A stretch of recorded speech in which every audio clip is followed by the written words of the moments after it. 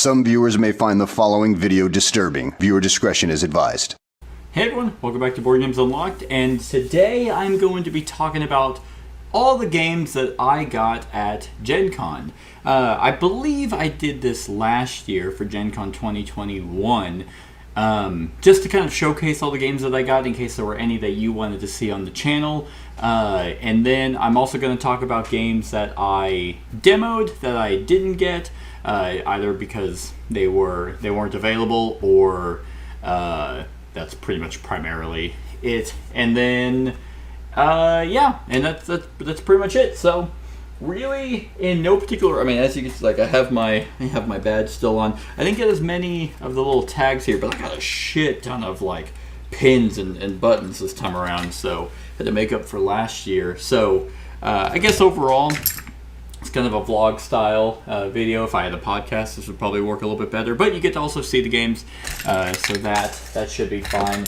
And I guess I'll also throughout the video hopefully talk about my overall experience at Gen Con this year. I think this will be something, if I didn't do it last year, I'll do it for the foreseeable future. I think it's just a way for me to let you guys let me know what you actually want to see instead of me just guessing. So really in no particular order, just whatever is closest to me.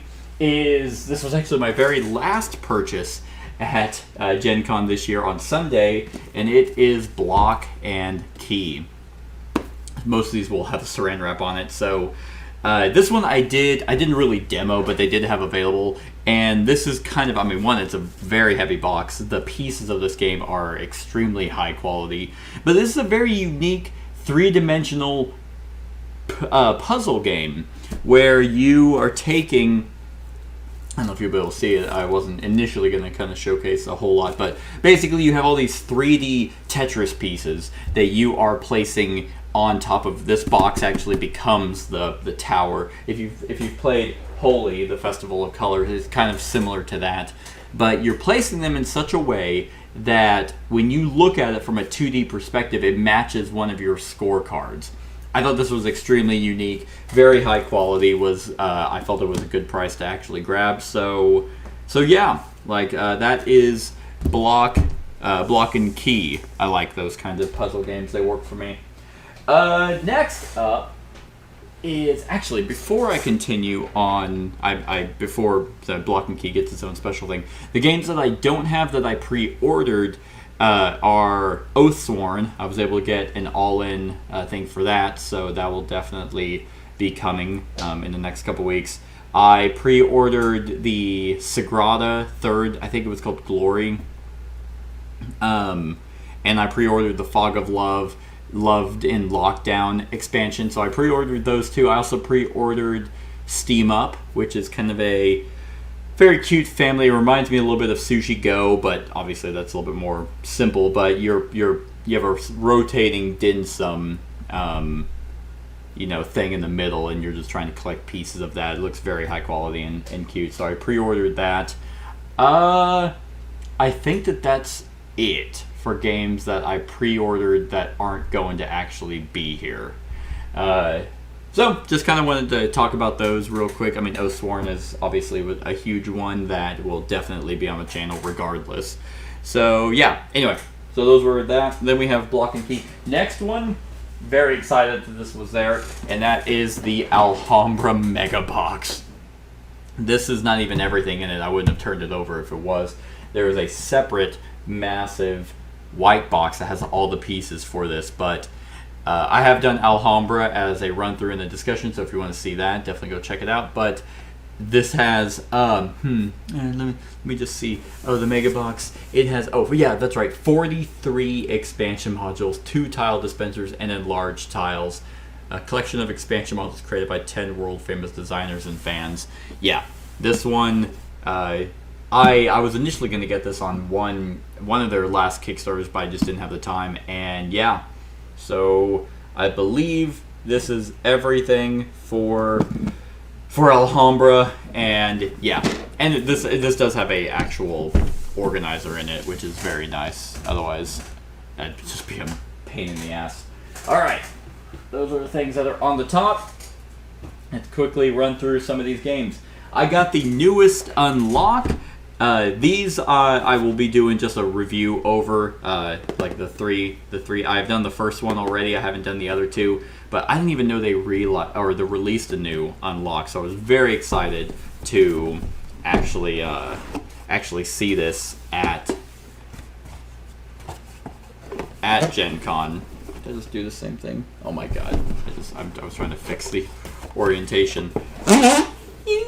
But yeah, so. Yeah, I love the Unlock series, especially as they've gone on. They've just become more and more fun. So that's that. Then I got the Fall of the Mountain King. It's not necessarily the Kickstarter edition. I asked them what the difference was. I think there were plastic pieces instead of wooden. I don't even think I have the Kickstarter for In the Hall of the Mountain King. But yeah, I was very surprised to actually see this at Gen Con, and I love In the Hall of the Mountain King and Fall of the Mountain King. I was very excited to see because I didn't end up getting it on Kickstarter. So yeah, this is, I guess, they're supposed to be like a prequel to In the Hall of the Mountain King, but a completely different style game, to my understanding. So that is Fall of the Mountain King. Probably gonna run out of room eventually. Then I got the Guild of Merchant Explorers. This one was one of, I think this is AEG's newest release, or one of them anyway. AEG didn't really have a whole lot there. I was really hoping to pick up Smash Up Disney. That wasn't there. I know there might have been some other games that people were looking for that I just wasn't really interested in. But yeah, so this one seems really cool. A neat little kind of exploration game trying to kind of explore the land. The guy explained, there was a gentleman there that kind of explained it to me, but I am drawing a blank exactly on what he said. I just know that he said he really liked it. I know it's not necessarily an area control game, but you're trying to basically create routes off of different terrain and get it sketched out. And then with that came just various maps, which is cool. So I like AEG. This one looks pretty simple, but might be, hopefully it's a thanky level game enough anyway. And yeah, that's the Guild of Merchant Explorers. Next is, this one came free. Like, I think with each purchase at AEG you got some free games. A few companies were doing this. Queen Games was also doing it. But then there's I think this is Atelier, the Painter Studio. No idea. Honestly, like I said, it was free. So out of all the ones that were free, this was the one that I either didn't have or just sounded a little bit more interesting. And the cover looks really neat. I like this art style. I don't know what this art style is called, but it's about painters. It looks like there's a bunch of different paintings on it. Maybe I'll learn something. 4D oversized painting cards showcase magnificent works of the 19th century. Cool. Like, maybe this will be a sleeper. I don't know anything about it. Normally, if the companies are giving away free games, that's not a good sign. They're like, hey, we couldn't fucking sell these, so please take them. Reminds me a little bit of that clip in Family Guy when he buys Roadhouse, and it's like, oh, and with that purchase comes this copy of What Dreams May Come. I don't want it. But it's free, sir. It's like, if that movie even touches Roadhouse, I will kill you. Okay. So, yeah. There was a map pack to Arc Nova. So that's exciting. Looks like it got a little bit bent, but looks like no creases so far. But yeah, Zoo Map Pack 1. Looks like this is 9 and 10, I think. What were the map pack numbers? Yeah, map 9 and map 10. Let's see, map 10 has Digging. If the discarded card is an animal card except a goat, slide it under your zoo map at an unoccupied arrow. The animal with all of its icons counts as in your zoo. Ignore the rest of the card. Interesting. Okay. Cool. And then map 9 is once per continent area. When you accommodate a watching animal in an enclosure there, gain one of these bonuses. Oh, neat. It gives you unique bonuses. But yeah, so they released a map pack for Arc Nova. That was nice. So there's that. Then I had to pick up Boone Lake. I've actually played this already before. A buddy of mine got a copy. This, I think, was actually a pretty good deal at Gen Con. I think it was 50 at Gen Con, so that was pretty nice. Yeah, this is fantastic. Alexander Pfister just knows how to make them. This is a very heavy box. I'm very surprised with the actual weight. Like, it's kind of bulging just at the end. So yeah, Boone Lake is great.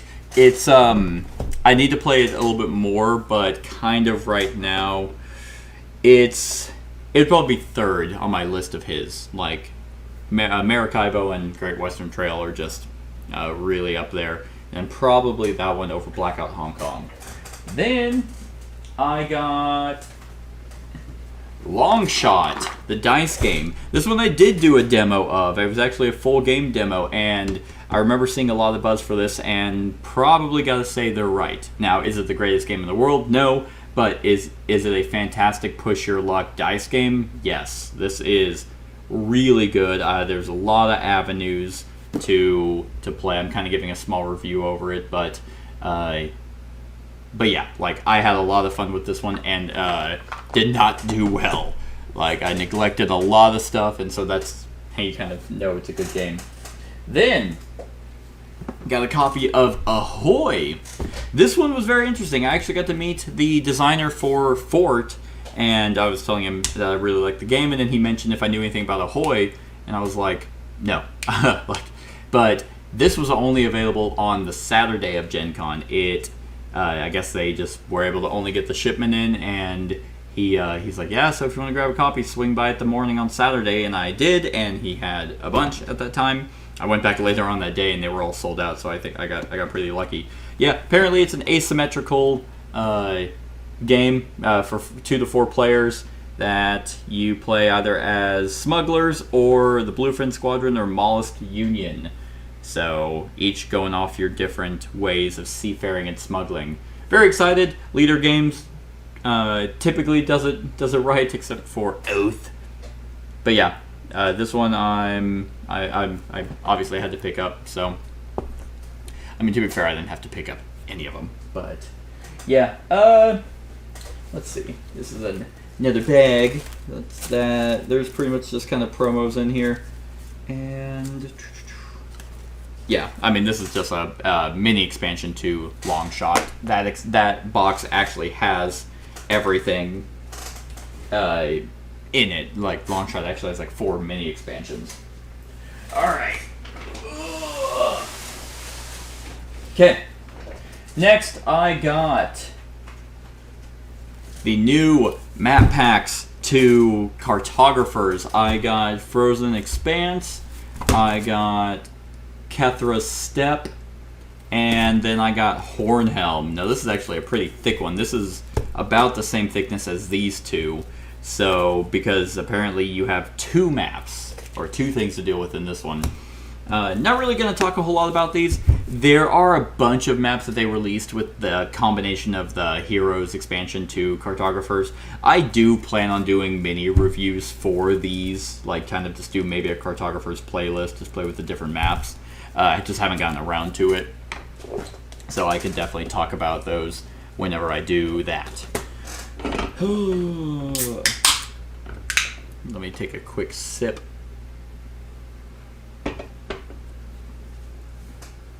Okay. Also, speaking of, let's talk about Thunderworks games. I did not necessarily get to play a demo of the Dawn of Ulos, but I did get to talk to Keith and just kind of know a little bit more about it. It's a unique, it's very interesting because you don't control, it reminded me a little bit of, oh shit, what's it called? I keep saying Smash Up, but it's not Smash Up. It is the game where you have Small Worlds. It reminded me a little bit of Small Worlds in the sense that you don't control any one faction. No, I guess you do control a faction in Small Worlds. Never mind. Very late. It's 12:26 on the day after Gen Con. But you don't control any faction. Ethnos is a little bit more of what I'm thinking. Just different factions that you don't particularly control one individually.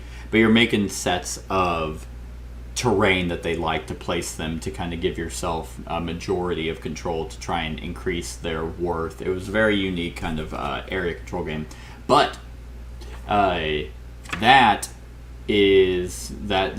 secondary to that they're doing a Role Player Adventures expansion. I don't know if anyone knows about that, but yeah, going on Kickstarter in November. So that made me excited because I was very, very curious to see if they were going to support Role Player Adventures. And they are. So, next, I picked up Port Royal, the big box. Another Alexander Pfister game. This is one I actually haven't played, but I do remember, I think, yeah, Port Royal was like a small card game that just was I mean, it might have been one of his first, if not. No, he did Isle of Skye as well. But I remember a lot of people liking the push your luck aspect of Port Royal. They had the Pegasus Spiel, had the big box, so that comes with the Port Royal Makes Sail, which is a variant for new players. The Just One More Contract brings contracts into play, and then the adventure begins, an expansion that narrates a story over 5 chapters. So, Alexander Pfister, I figured it has everything in the box. Might as well just go ahead and grab it. So, that's Port Royal. Then, I got Rome. This was at Red Raven Games, and I remember seeing this on Kickstarter, and I just didn't really, bother with backing it. And I don't know, Gen Con. There's something about Gen Con where you're just like, hell yeah, I'll just get that. I didn't want it. I wasn't interested on Kickstarter, but for some reason I'm in front of it now, and I want it. I guess it's just a props to the people who they hire to sell games.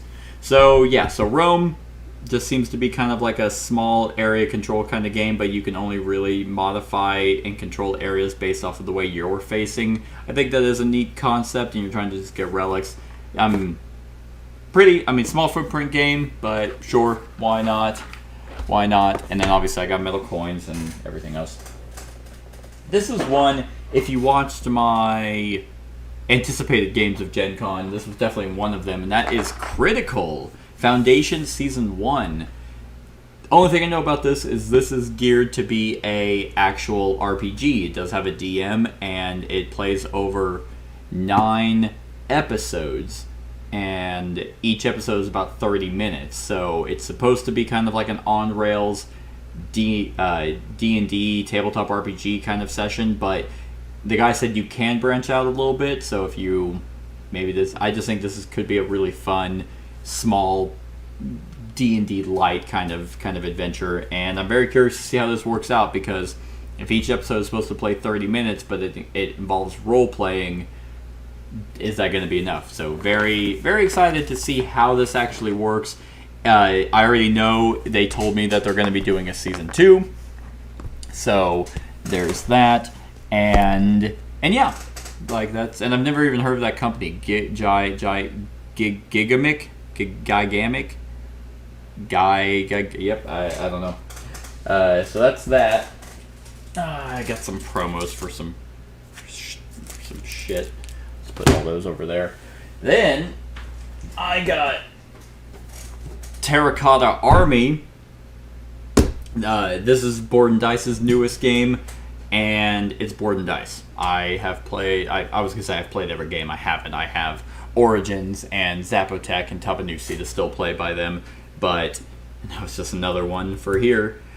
But yeah, it's their newest game where you represent talented craftsmen and artists laboring to build the monstrous assembly of statues. So I haven't played a Board and Dice game that I've really disliked and haven't loved, and this one was one of the first that I got. So yeah, if you want to see that on channel, definitely let me know.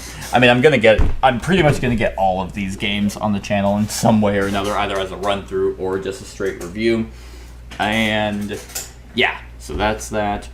They didn't have the Tawantin Tsuyu expansion. I didn't even really ask, surprisingly. I don't know why I didn't, but I'll get it eventually.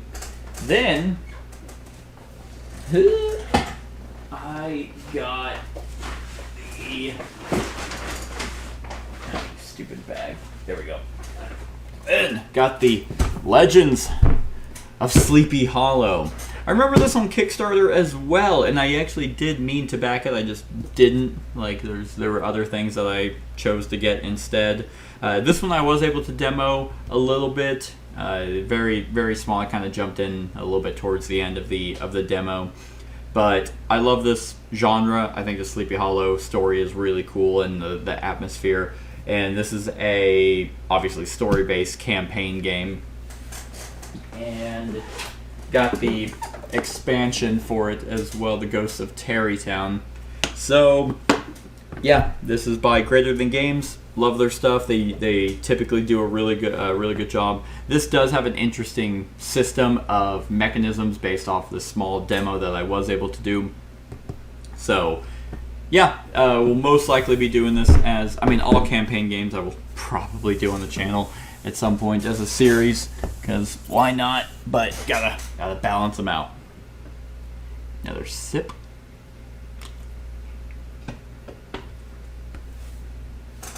Okay. Got some extra stuff. So that is that bag. Next. Another bag.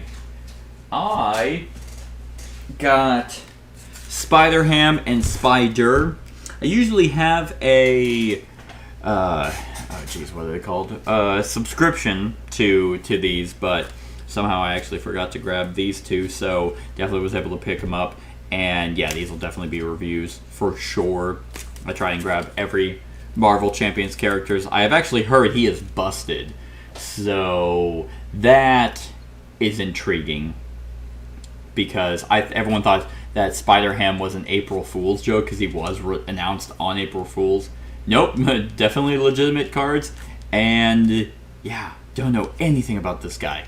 Like, I know it's supposed to be Spider, but like a robotic Iron Man Spider-Man.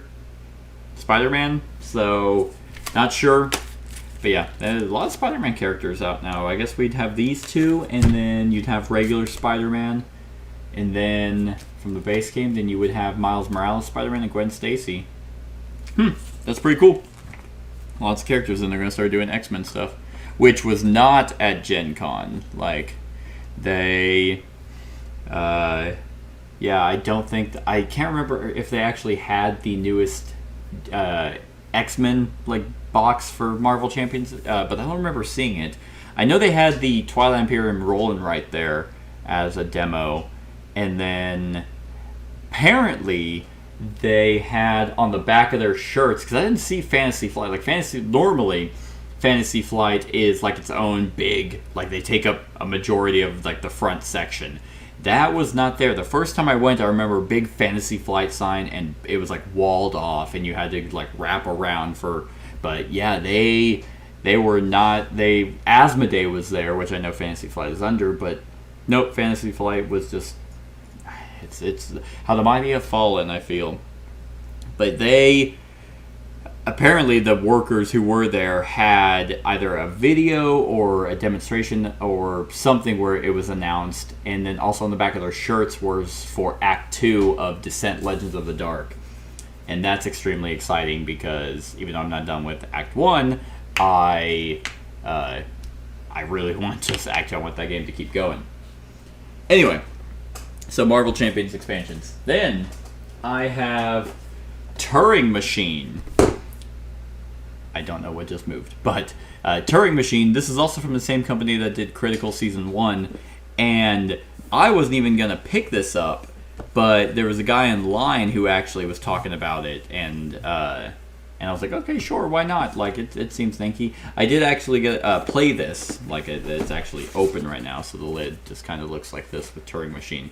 And yeah, it's a wonderful logic puzzle. Definitely makes you think. It kind of reminds me, it's the same logic style as Search for Planet X. So if you like that, I think you would really like this one.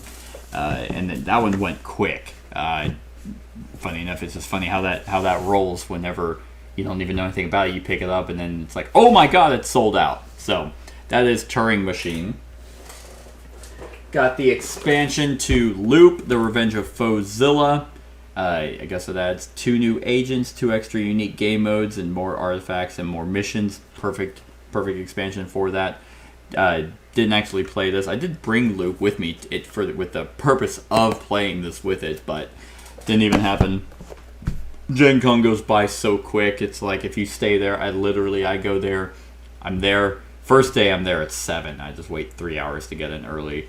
But yeah, it's like 10 o'clock is when the exhibit hall opens. I am there, until I go to take lunch. I come back. I'm there till 6. And then it's like, oh, okay, let's play one game and then go to bed.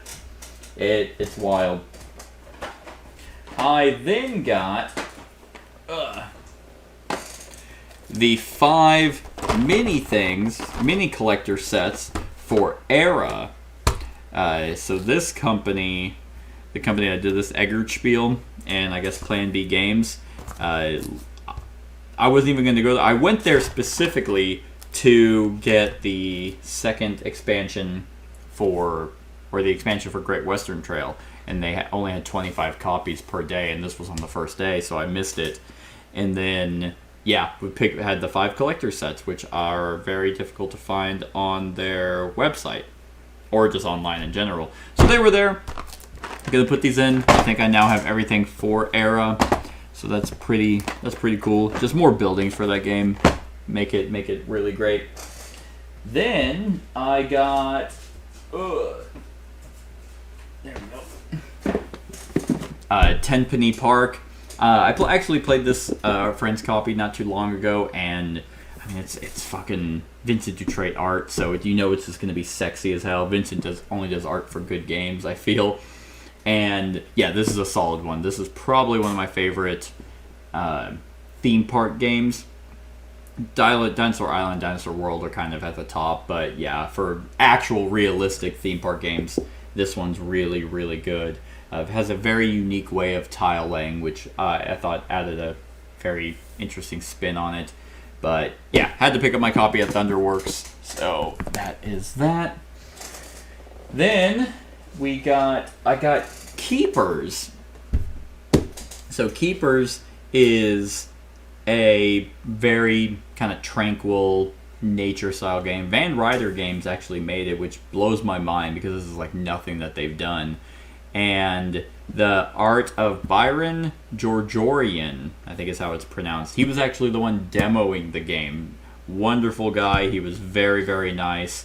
This is a very simple game. I did play a full game of it where it's kind of like a Dixit style where you have a hand of these wonderful pieces of art. Like this is the art that you're seeing on the box is actually one of them. And apparently he took all these pictures. So these are all the cards you see are art by him. Or pictures by him. And what was I saying? Oh yeah, so you pick 2 cards that are in your hand, or you pick a non-noun word that describes 2 cards in your hand, and people either pick 2 cards that they think represents that word, or that are the antithesis of that word. So if you said calming as a word and you pick 2 cards, people could play cards that they feel is chaotic, or that they also think is calming, and you vote on them. It's a very, very simple game.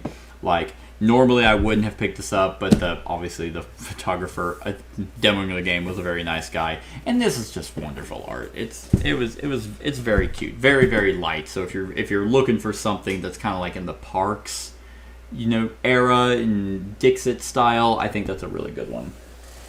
Then I got Burgle Bros 2. This is, I've never played the original Burgle Bros, but the lady that was telling me the difference between them, she said like, okay, Burgle Bros is a really good lightweight introduction to the game, and this one kind of breaks it wide open, and this is the, like, I think deluxe edition of it. The first one I think was a bank heist, and this is a casino heist. I think casino heists are a little bit more exciting, because I know they were done in the Ocean's movies, but banks, everyone robs banks. And yeah, this one seemed to have a lot more to it. I've heard Brett, who's on the channel, he's described Burgle Bros quite a bit, and I was like, okay, sure, I'll pick this up. So, got Burgle Bros 2, the Casino Capers. I'm doing a good job at making all those fit. Alright. should be relatively quick. I got the Sulkin Tribes and Prophecies expansion. Let me just double check that I don't already have that. I don't! Great. Great. I do have Sulkin. I've heard this expansion is fantastic, and a lot of people say that they won't play Sulkin without it. So I figured I would just get it. CGE, they obviously have their own separate room, but yeah, nothing was grabbing my attention really for CGE. I know Deal with the Devil was there on demo. I had a buddy, Zach. He's the one with the red hair, who's on my Arc Nova run through. He said he played it and didn't like it, so it was just kind of all over the place. That's just kind of his words. I don't know from personal experience. And then I got Thrive. This one I came across randomly. This is by the company Adam's Apple Games, the company that did Planet Unknown. Planet Unknown sold out, like, I think almost immediately, and they had pre-orders for the deluxe edition, but it's like $100, and I don't know. Like, I've heard great things about Planet Unknown. I will probably grab a copy eventually, but I wasn't like gearing up to get it. But this one, Thrive, the guy who was running it, I don't know if he was the designer. I didn't really catch it, but he basically described this as checkers that turns into chess. And that fascinated me. And I don't know why, because I don't like checkers or chess. But I want more abstract strategy games. I'm eventually going to go into the, I was going to say GILF series. The GIMF, Yinch? No, I think those are all games. Anyway, there's a collection of abstract strategy games that all have these stupid, consonant names. But this one is like you have these tiles on it that are they look like little pins that you can put on. So it looks like you have 6 squares that have a 5x5 holes in them that you can. Eventually, they can only move in the direction that they have pins, and so eventually, as you keep playing the game, these are going to be modified in such a way that they can move in all these wacky and wild directions. Very unique. I didn't actually play it, of course, but it was pretty unique enough for me to grab it, and I thought the art and stuff was really nice. Then I got the Great Western Trail, Rails to the North expansion for 2nd edition. This one was a pain in the fucking ass to get. Like, oh my god. And this is kind of, getting this expansion kind of sums up Gen Con as a whole this year. It was fantastic. Like, Gen Con is always a good time. It's always hectic, but a lot of great games, not wonderful, nice people. For the most part, there are some weirdos there, but usually always have a pleasant experience. The first day, I went to Oathsworn. Like, that was the one thing. If there was one thing I was going to get, it was going to be Oathsworn, and I was able to sign up for the all-in pledge. So I did that. Then I kind of wandered over to Eggertspiel and Plan B and asked them if they had a copy, and they're like, no, we're sold out. We're only doing 25 copies a day. Cool. No problem with that at all. That's just what you have. You have no control over that. That's just how you have 100 copies. Okay, that's how you divide it out. Second day, I wake up at 7 to get there at 7:30 to be able to make sure I'm at the front of the line to get to, this, to pick this up first. Because she's like, if you want a copy, get here first. And I'm like, okay, that sounds easy enough. I could probably do that. Whatever happened to the staff at Gen Con, I don't know, because every day that I was there early, I was there by the opening, in a very particular hall. I was by the opening to be able to go into there and be there first. But, like, the second day, the staff, 10 minutes before the doors opened, they just closed that area to open up a completely different area in that same hall. And it's like, well, I blew my mind. I have no idea why that even fucking happened. So it's like, okay, I got here significantly earlier than everyone. I pushed aside my own sleep schedule to get here, and people who are showing up at 9:30, 9:45 are getting in before me because just so happened that's just where they decided to open it.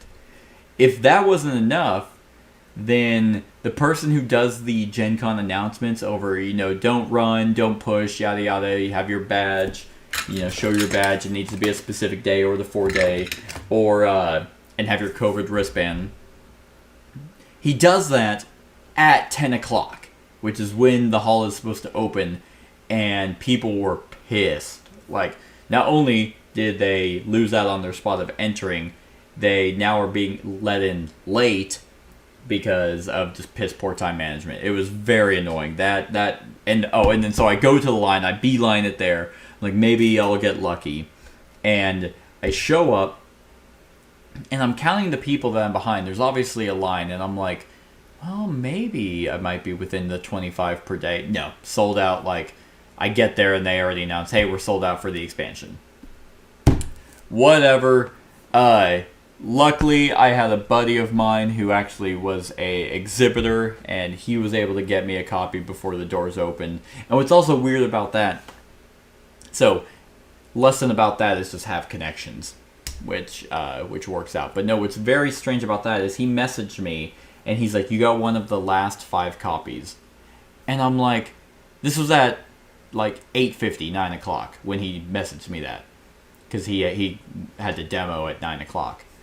And I'm like, wait, so you were able to get me a copy, which is fantastic, but it was one of the last 5 copies available? So their 25 a day is... I guess I just thought that 25 a day was for when the hall's open, but apparently this is, hey, yeah, if you first come, first serve, if you're lucky enough to get in early or whatever. So I don't know. Luckily, I was able to get a copy of it. Very grateful for that, but it was just a shit show of whatever the staff was doing.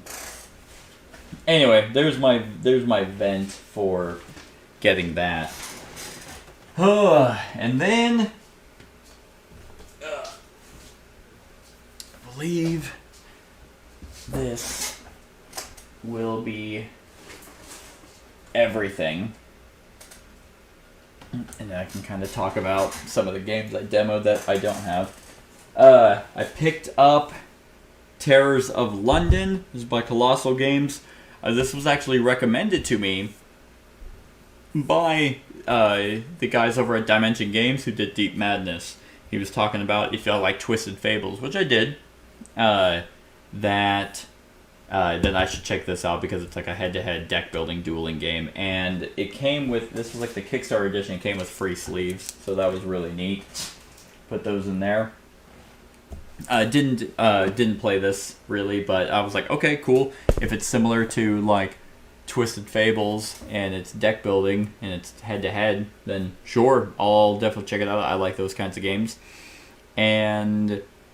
speaking of Dimension Games was very interesting because they actually had a bunch of Dawn of Madness stuff, and that was very nice. He even mentioned and apologized for the fact that they haven't been really communicating with anyone, but they have it. The layout of the board and everything, he said, was about 95% done, but what's very interesting is how most games have a storybook, like a big storybook for the entire campaign. Yeah, that had a massive storybook for one character. And so every character is going to have their own event storybook kind of thing. And it was a lot. So if they're doing all the writing and stuff, I definitely kind of get what's putting them behind.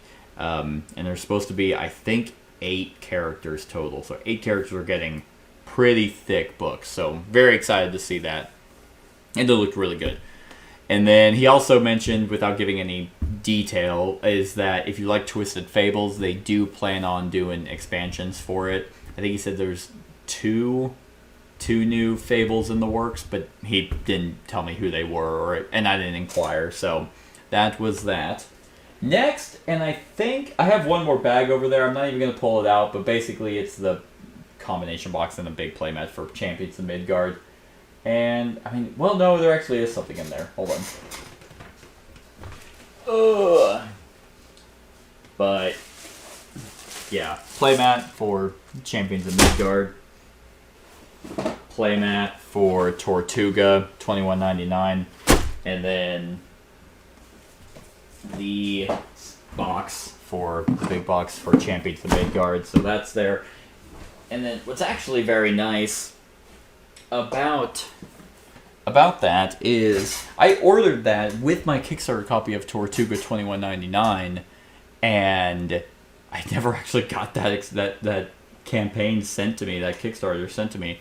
But he did finally send me the Kickstarter for Tortuga, and I was able to walk by their booth, and he just gave me all that, which I had the receipt stuff for. But I also picked up Targi and Targi the expansion. This one, for some reason, is very hard to find online and stuff, but the expansion isn't. So I've heard this is a very, very good two-player strategy game. So I've been intrigued for a while, so I was able to pick up Target, Cosmos, and the expansion, even though I've never played Target, so might as well just grab them both. And they didn't have the Lord of the Rings exit game. Oh no. Alright, so that's that, and last but not least, I got the Evian, or Avion. I got the triple, the 3 sets for this game and however it's pronounced. This is a 2-player dueling game of wizards, or really I guess it's not really of wizards, just of, one of these was of wizards, this one. Yeah, this one was a fire mage and a time mage or something. I really like these kinds of games, and this one was very quick pace, strategic, a lot of awesome card play. Had a pretty unique system on how you can counter people and stall them out, but also you're doing really cool combos. So yeah, they were doing like a bundle deal, so I just picked up all 3. So it looks like I have 6 characters and slight deck construction. So yeah. Like I said, I like these style of games, the BattleCon dueling 1v1 card games, which is what this is, but this also has some maneuverability on the map. So, that is my entire Gen Con haul. Yes, that I think that's... Yes, just double checking that was everything. Whew!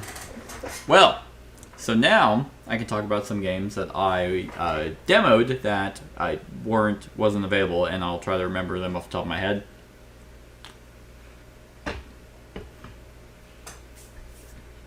First one that comes to mind is Kapow by Wise Wizard Games.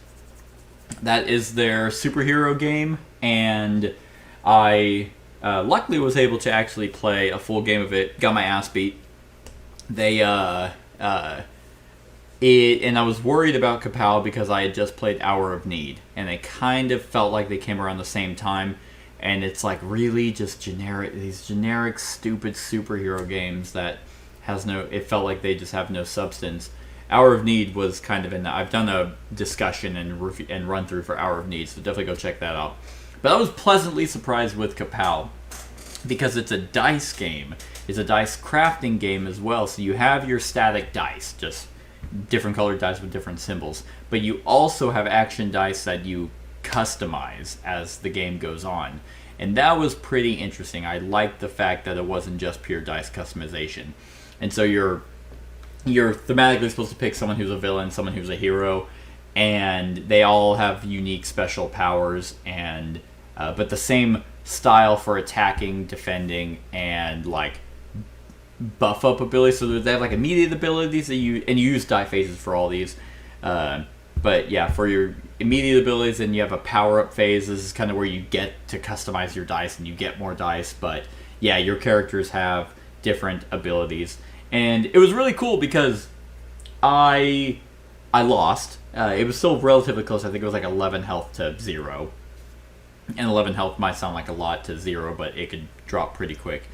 But I was pleased to find out that I was just playing her like poorly, and I like that. I like that you can have the depth of a character and not just be like, oh well, they're so one note, it's very easy to just play them, or you're kind of forced to play them a certain way. And that wasn't the case here. She was kind of a life drainer. She had 7 less health than the guy I was facing against, but she had ways to drain life, but I didn't get a lot of dice. And in a dice game, you should just get more dice. But so that was very nice. I'm excited to actually get my stuff for Kapow. Then I demoed a game called Heat. What was that? They had like a tag to it that it's by Days of Wonder. Heat, like drive to thrive or whatever. Let's see. Heat Days. Okay. I'm not gonna find it. Days of Wonder. Publisher. It is. Can I search within? I'll figure it out eventually. It is right here. It's Heat Pedal to the Metal. They told me that comes out in October, and it's a pretty good racing game. I enjoyed it quite a bit. I also lost, but that was definitely my own mistake. And so you have a hand of cards that are speed cards, and obviously the game is to finish first. And so you're playing these cards to maneuver, and you do control an action. It's not like Downforce where you bet on other people, but yeah. So you spend these cards to move a certain number, but you shift gears, and the gear shifting equals to how many cards you can play. But what's interesting is that you want to manage the heat of your engine, and the more risky you are, the more engine heat cards go into your deck, and they basically just clog up your deck, and also cause a lot of hazard cards. If you don't have ways, like if you try and bank around a corner at too high of a speed, and you heat up your engine, and you run out of those engine cards, you burn out, and you actually don't even make it around the corner. But you also take a bunch of hazard cards, and these just clog up your hand. So it's a lot of like hand management and knowing kind of when to, throttle real far, and also you can kind of like math it out of how far you're gonna move. It's pretty good.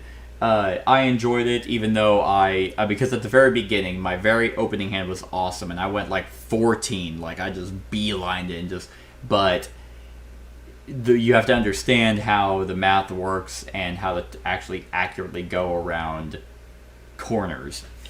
And I think in the base game they said there were 4 maps, so 2 boards, double-sided, and I think that's a really good opening start. But that's with all these kind of but racing games, Formula D, Downforce, and even this one, I think there just has to be a bunch of maps coming out. So 4 maps I think is a good start.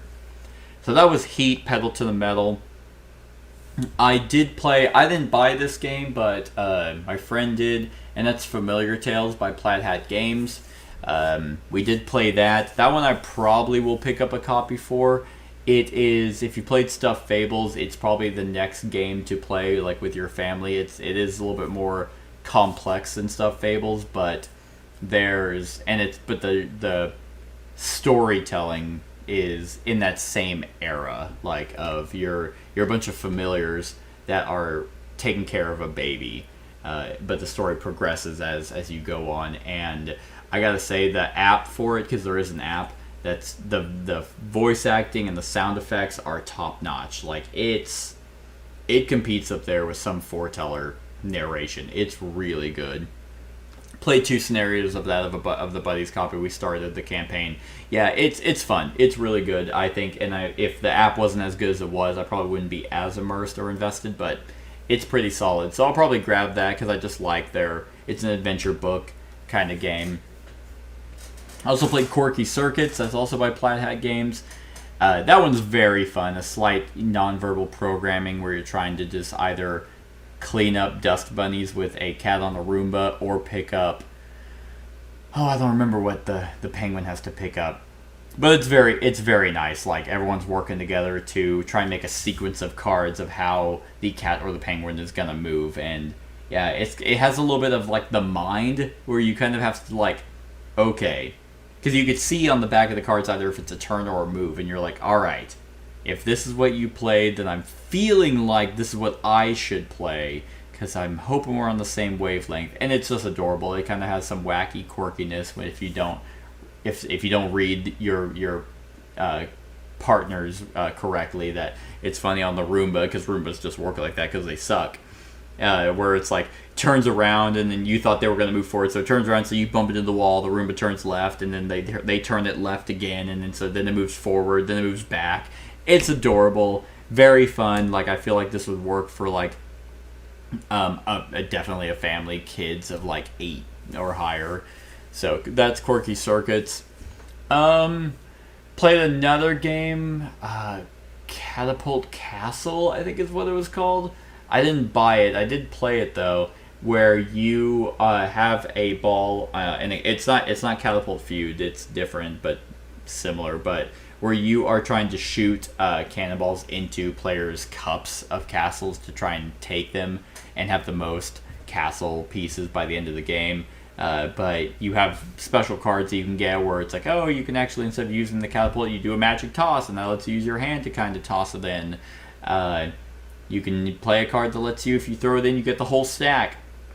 That was a lot of fun. The person running the demo had really high energy, so that was really good. I did do Catapult Feud as well. No thanks. I just didn't really care for it. I checked Aristia again. That one is one I will probably get. I really like the skirmish style games with a bunch of characters. Let's see. I think that's pretty much it for games that I demoed that are of any, I'm not going to talk about like older games that I might have just jumped in on, but yeah, those were the kind of trying to walk through the convention center. Those are definitely the main ones that I demoed. So, Oathsworn. I demoed Oathsworn. Yeah, that one is going to be super, super awesome. I cannot wait to get that and jump into that. So, Oathsworn was fantastic. Awesome looking, boss battle. Unique. Really unique combat system because it's a push your luck. You can roll as many dice or draw as many cards. They had both. That was very, very cool. But if you draw 2 blanks or roll 2 blanks, then your entire attack misses. So I really like that push your luck aspect. But also the damage is very interesting because it's like, let's say you deal 10 damage, or you get a total number on your attack of 10. You're not dealing 10 damage. I think it has your card has like a 5 on it, so it's a multiplier. So it's like, okay, I got 10. How many times does 5 go into 10? Twice, so I dealt 2 damage. So that's kind of how they do it. It's a very unique system. I haven't seen it anywhere else. That's definitely something that Oathsworn has going for it. And they also, Oathsworn has miniatures that actually pop in and out of like armor and weapons. So I think that's fantastic. So yeah. But I think overall that's like all the games that I demoed and that I don't have here, but will eventually have whenever the Kickstarters fulfill. Got to meet a few people from the Dice Tower. Chris and Wendy were the 2 people I talked to, and yeah, they were extremely nice, wonderful to kind of chat up a little bit. It's always nice whenever you get to talk to people who are like the examples of like the board gaming community, and they don't look down on you or treat you like shit where it's like, we're the Dice Tower, who the hell do you think you are? No. Yeah, Chris was actually playing the Catapult, like the Catapult game, and I just kind of chatted him up. Yeah, wonderful guy. His wife is also extremely nice, so that was cool.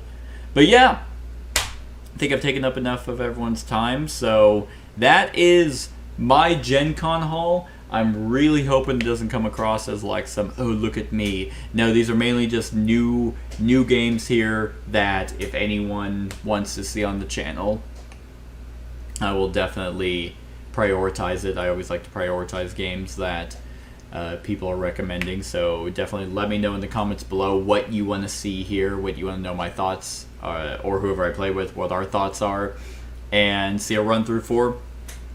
If not, then I'm just gonna go and organize these based off 2022 release and just kind of go from there. So that was my Gen Con haul.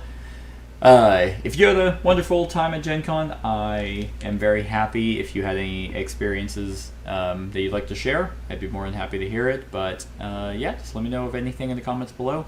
Other than that, like, comment, share, and subscribe, and have a wonderful whatever time of day it is for you. Hey everyone, thank you for watching, and I really hope that you enjoyed the video. If you would like to see more of my content, go ahead and click that subscribe button and the bell to be notified whenever I upload any new content. If you feel like supporting the channel, you can go ahead and click that Patreon link to be taken to my Patreon, and any help is truly appreciated. Other than that, stick around for any other run-throughs or reviews or cool top 10s or whatever I feel like putting on. Other than that, like, comment, share, and subscribe, and have a wonderful whatever time of day it is for you.